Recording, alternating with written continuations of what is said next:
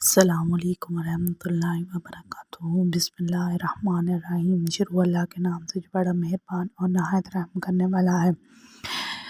آج کا ہمارا سبق یہ ہے کہ آپ صلی اللہ علیہ وسلم پر وحی کے دوران کیا کیا سختیاں آپ صلی اللہ علیہ وسلم نے برداشت کی۔ حضرت ابن عباس رضی اللہ عنہ سے روایت ہے کہ انہوں نے فرمایا کہ آپ صلی اللہ علیہ وسلم پر وحی کے دوران بہت زیادہ سختی آتی تھی اور آپ صلی اللہ علیہ وسلم اپنے ہونٹوں کو ہلاتے تھے۔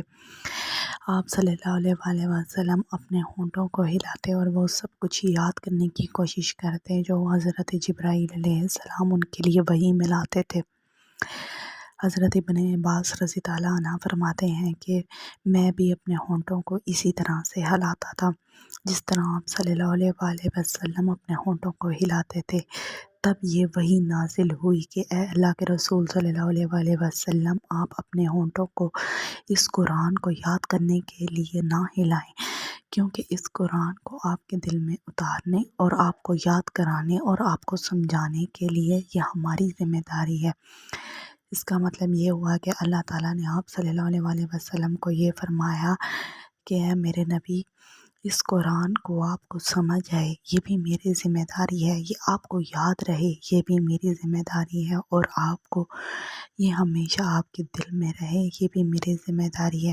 اس لیے آپ اس کو یاد کرنے کے لیے اپنے ہونٹوں کو مت ہلائیں، اتنی تیزی سے اپنے ہونٹوں کو نہ ہلائیں۔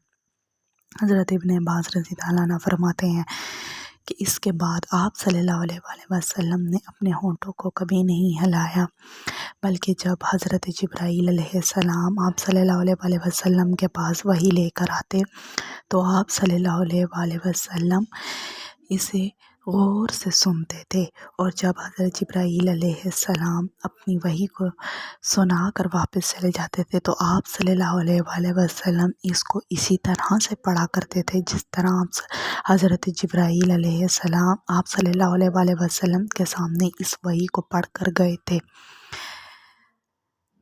اس سے یہ بات ثابت ہوتی ہے کہ اللہ تعالیٰ نے جب قرآن کو نازل کیا تو اللہ تعالیٰ نے اسے آپ صلی اللہ علیہ وسلم کے دل میں بسانے، اسے اتارنے اور ان کو یاد کروانے کی بھی ذمہ داری لی۔ اسی کے ساتھ ہمارا آج کا سبق ختم ہوتا ہے۔ اللہ حافظ۔